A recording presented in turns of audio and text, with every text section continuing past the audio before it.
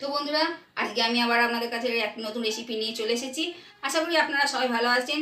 দুর্গাপুজোর পঞ্চমীর দিনকে আমি আজকে আপনাদেরকে দেখাচ্ছি মোচার চপ। মোচার চপ আপনারা সবাই করতে জানেন আশা করি। আর নতুন যে আমি রেসিপিটা তৈরি করছি, যেটা ঘরোয়া পদ্ধতিতে অল্প জিনিস দিয়ে তৈরি করেছি মোচার চপ, গরম ভাত দিয়ে ভালোই লাগে খেতে। চলুন না দেখা যাক, আর যদি ভালো লাগে আমাকে অবশ্যই লাইক এবং সাবস্ক্রাইব করবেন। আজকে রেসিপিটা আমার দেখুন কিরকম আমি করছি।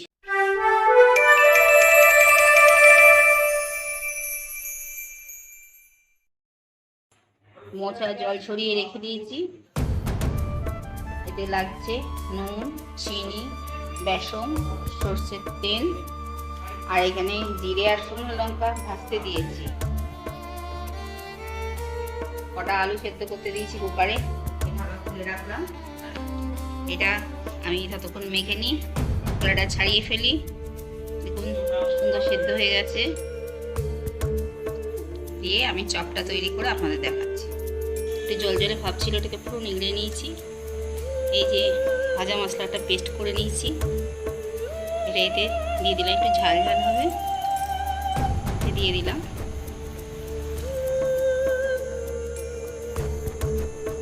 আলুটা এর সঙ্গে পেস্ট করব। সামান্য নুন দিয়ে দিচ্ছি।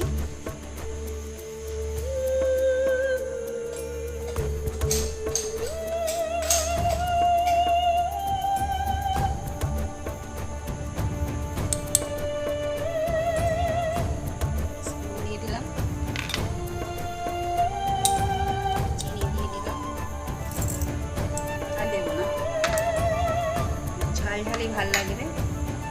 এখন এটাকে এইভাবে মেখে নিচ্ছি।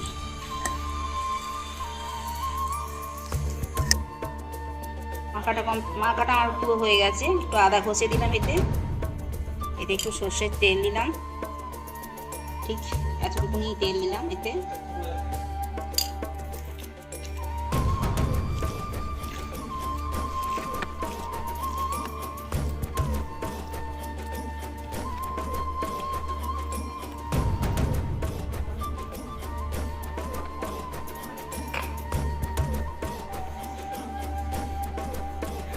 বেসন পরিমাণ মতন দেবেন।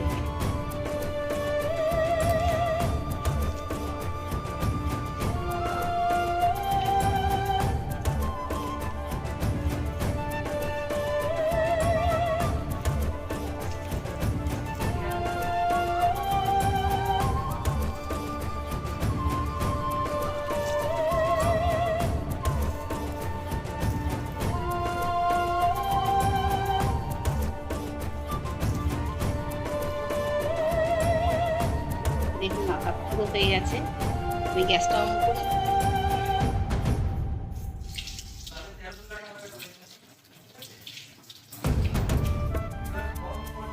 এর হাতটা ধুয়ে নিয়েছি, গ্যাস অন করলাম।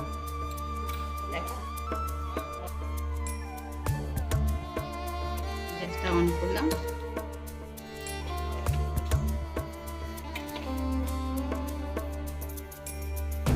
গরম হয়ে গেছে, এখানটা তেলটা দিলাম, একটু বেশি করেই দিলাম। 1 কাপ তেল আছে।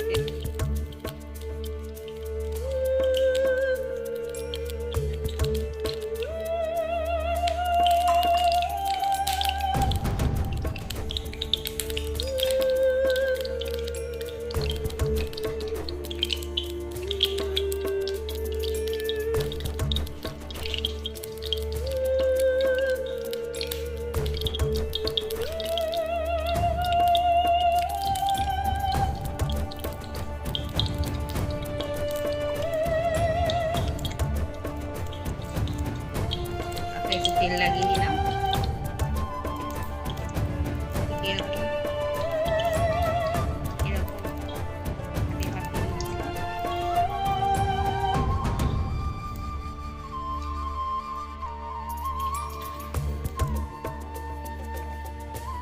এইভাবে তুলে নিচ্ছি।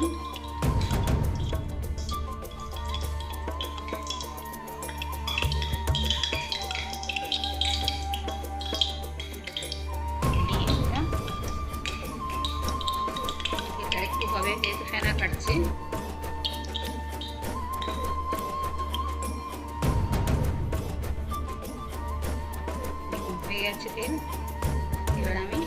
ছেড়ে দিলাম। এইভাবে চকচক করলে চকচকটা খেতে ভালো লাগে। আবার একটা করছি এইভাবে।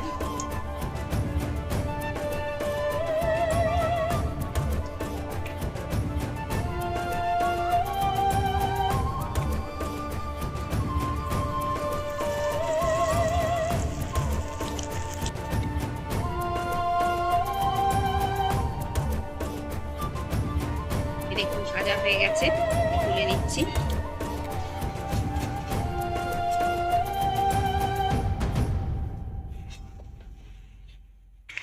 কটা করে রেখেছি, দেখুন আপনাদের সার্ভ করে দিলাম।